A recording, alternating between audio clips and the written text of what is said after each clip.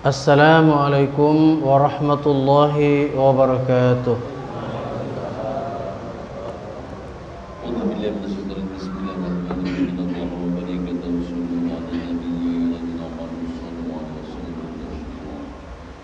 Allahu Akbar, Allahu Akbar, Allahu Akbar,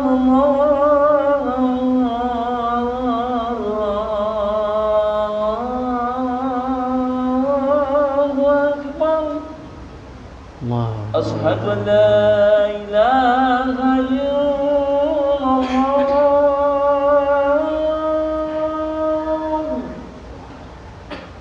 Ashhadu an la ilaha illallah.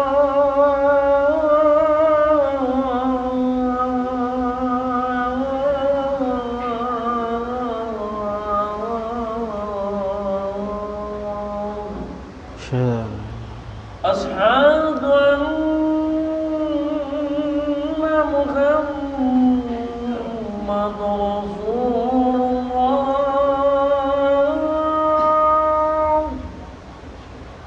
anna Muhammadar Rasulullah. Ashhadu anna Muhammadar Rasulullah.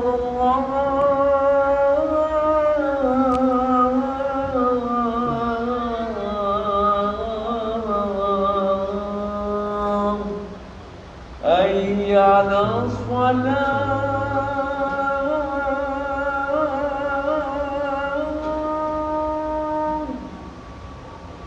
حي على الصلاة.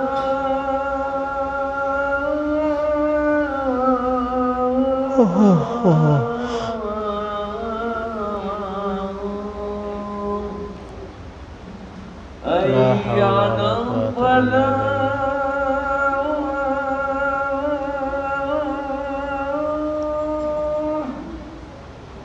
حي على الفلاح.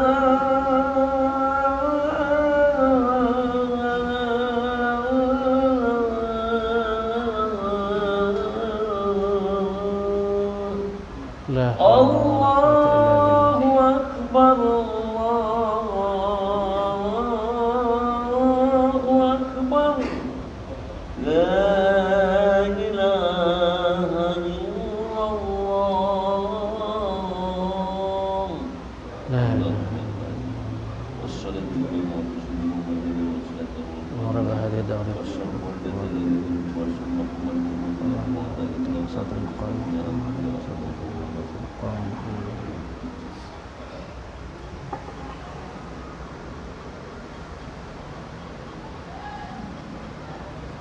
إن الحمد لله نحمده ونستعينه ونستغفره ونعوذ بالله من شرور أنفسنا ومن سيئات أعمالنا.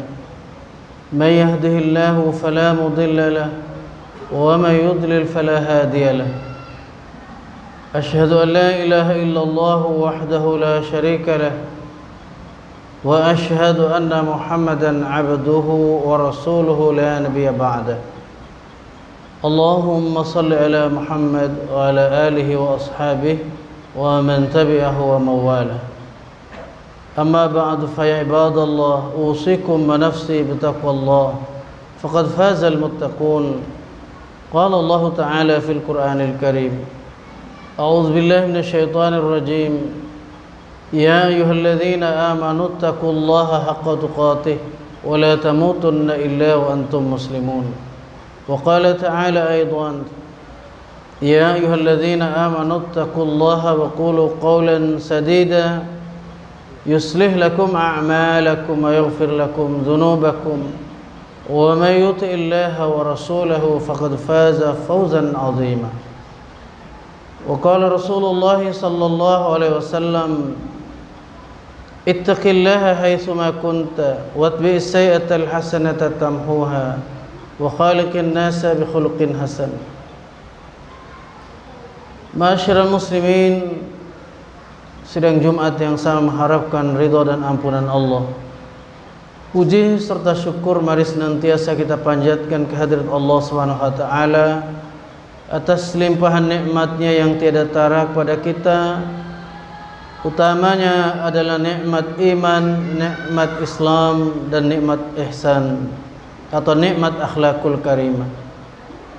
Ketiga pokok pangkal nikmat Allah ini adalah merupakan jaminan bagi orang-orang beriman untuk mendapatkan keselamatan hidup dunia dan akhirat, dan bisa mempertanggungjawabkan seluruh nikmat Allah Subhanahu wa taala yang diberikan kepadanya. Ma'asyiral muslimin sidang Jumat rahimakumullah. Salawat dan salam semoga Allah limpahkan atas Nabi Muhammad sallallahu alaihi wasallam dan orang-orang senantiasa mengikuti sunnahnya hingga yaumil qiyamah. Amin ya rabbal alamin. Selanjutnya khatib berwasiat terutama kepada dirinya, marilah kita senantiasa tingkatkan takwa kepada Allah Subhanahu wa taala. Karena takwa ini adalah merupakan perbekalan sepanjang zaman kehidupan kita di atas bumi Allah ini. Fatazawwadu fa inna khairaz zadit taqwa wattaqun ya ulil albab. Maka hendaklah kalian berbekal. Ketahuilah sebaik-baik perbekalan itu adalah takwa. Dan senantiasalah terus-meneruslah kalian bertakwa kepada aku, wahai sekalian ulul albab, orang-orang yang berakal. Para hamba Allah, kaum muslimin sidang Jumat rahimakumullah. Di saat-saat umat Islam pada zaman Rasulullah SAW melaksanakan sebuah perjalanan untuk melakukan ibadah haji, berangkat dari Yathrib, yakni dari Madinah Al-Munawwarah menuju kota Makkah. Rombongan Rasulullah SAW dan para sahabat tersebut beberapa saat lagi akan memasuki kota Makkah. Maka datanglah perutusan dari penguasa Makkah pada saat itu mencegah di satu tempat yang namanya Hudaybiyah. Padahal tinggal beberapa kilometer lagi beliau akan masuk ke kota Makkah, dan tahun itu yaitu tahun ke-8 Hijriah sudah siap melaksanakan ibadah haji. Menempuh perjalanan ratusan kilometer saudara sekalian. Siapapun tentu akan merasa kecewa dengan tindakan orang yang berkuasa di negeri Makkah pada saat itu. Namun pribadi Rasulullah SAW senantiasa menyejukkan para sahabat, sehingga lahirlah pada saat itu perjanjian Hudaybiyah. Yang salah satu bunyi perjanjian itu, Muhammad dan para sahabatnya dilarang untuk melakukan haji pada tahun ini, dibolehkan untuk melakukan haji pada tahun depan. Kalimat ini tentunya tidak semua difahami oleh para sahabat, dan rasa ingin marah memuncak-muncak para hadirin sekalian. Tapi sekali lagi Rasulullah SAW menenangkan para sahabatnya. Maka pada saat itu Allah Subhanahu wa taala tidak hendak membiarkan hati orang-orang yang beriman untuk dalam keadaan gusar, dalam keadaan galau istilah sekarang, dalam keadaan sedih bercampur amarah terhadap orang-orang kafir.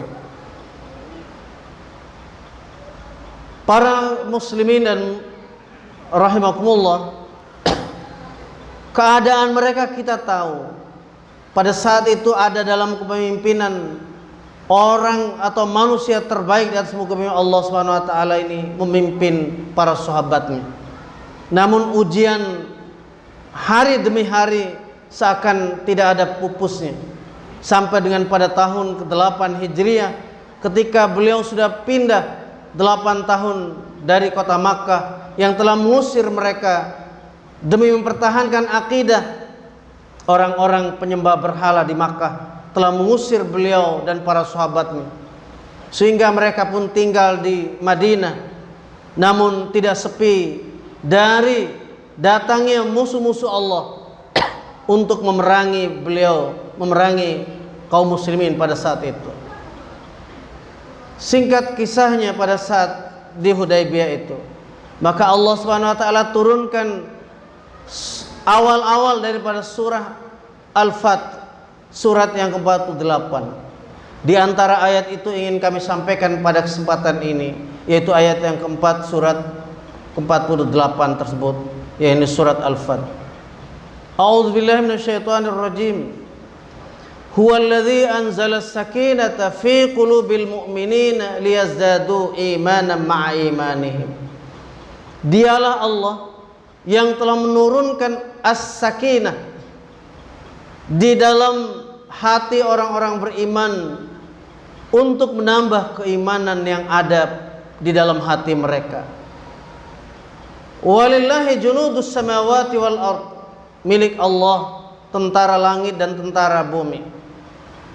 Wa kana Allahu aliman hakima, dan adalah Allah Maha mengetahui dan Maha bijaksana.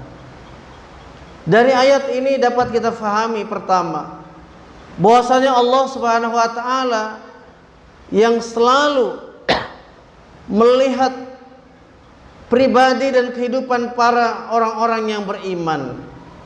Di saat-saat mereka guncang, di saat-saat mereka mendapatkan tantangan yang hebat, Allah Subhanahu wa taala tidak melepasnya begitu saja. Tetapi Allah Subhanahu wa taala memberikan satu hiburan yang sangat menyejukkan hati para sahabat. Padahal kemenangan dari Rasulullah SAW berupa Futuh Makkah pun masih 1 tahun lagi, yaitu ketika tahun ke-9 Hijriah beliau masuk dengan aman tanpa perlawanan di kota Makkah nanti. Allah sudah turunkan surah Al-Fatah ini terutama pada ayat-ayat yang pertama. Inna fatahna laka fatham mubina. Sesungguhnya kami telah memberikan kemenangan pada engkau Muhammad dengan kemenangan yang sangat nyata. Maka Rasulullah SAW bergembira sekali pada saat menerima ayat ini, para hadirin sekalian. Demikian juga para sahabat yang tentu mereka belum tahu kemenangan seperti apa yang akan mereka rasakan. Tapi diri Rasulullah SAW yang diliputi oleh tuntunan dan wahyu Allah SWT telah tahu bahwa akan terjadi kemenangan yang gilang gemilang nanti untuk orang-orang yang beriman.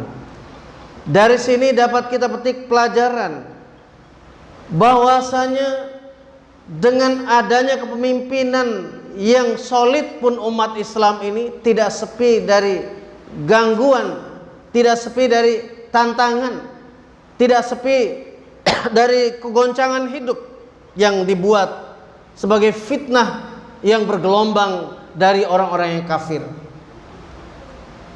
Kemudian Allah Subhanahu wa taala memerintahkan orang-orang yang beriman untuk mengikuti teladan yang terbaik ini.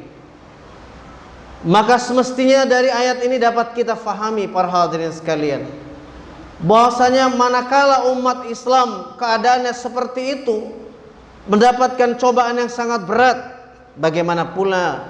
bagaimanakah lagi dengan keadaan kita yang seakan-akan sebagian besar umat Islam tidak memikirkan bagaimana wujudnya persatuan dan satuan umat Islam yang sangat ideal, yang sangat bagus, yang telah dicontohkan oleh Rasulullah SAW dan diikuti oleh Khulafaur Rasyidin Al-Mahdiin, para sahabat Abu Bakar, Umar, Utsman dan Ali radhiyallahu anhum, di dalam memimpin, di dalam mengawal umat untuk beribadah kepada Allah Subhanahu wa taala, yang tentunya sudah dapat dibayangkan betapa orang-orang kafir senantiasa ingin menumbangkan, ingin memadamkan cahaya Islam, cahaya agama Allah Subhanahu wa taala.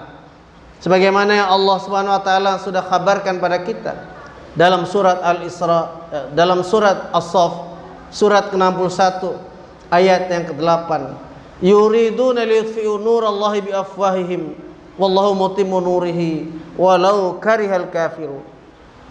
Mereka hendak memadamkan cahaya Allah, yakni agama Islam ini, dengan mulut-mulut mereka, dengan ucapan-ucapan mereka. Akan tapi Allah senantiasa memberikan cahaya bagi Islam itu, bagi agamanya, walaupun orang-orang kafir menjadi benci karenanya. Ma'asyiral muslimin sidang Jumat rahimakumullah. Oleh karena itu, jawabannya adalah sebagaimana Allah Subhanahu wa taala perintahkan kepada umat Islam sejagat raya. Wa'tasimu bihablillahi jami'a wa la tafarraqu. Dan berpegang teguhlah kamu sekalian kepada tali Allah, yaitu al-Islam, seraya kalian berjamaah dan jangan kalian bercerai-berai. Jangan kalian berpecah belah. Khutbah ini kami tutup dengan kalimat hadis Nabi yang sangat masyhur, al-jama'atu rahmah wal furqatu azab. Berjamaah itulah rahmah dan berfurqah, berpecah belah itu adalah azab. Jadi kalau kita senantiasa ingin dapatkan rahmat seperti yang kita cari di antaranya dalam bulan Ramadan ini, rahmat Allah Subhanahu wa taala, maka tidak ada rahmat kecuali dalam kehidupan yang berjamaah, kehidupan yang terpimpin dalam sentral kepemimpinan oleh seorang imamul muslimin. Dan kita wajib menjauhi yang namanya pola hidup perpecahan yang memudahkan orang-orang di luar sana untuk dalam tanda petik memangsa umat Islam ini.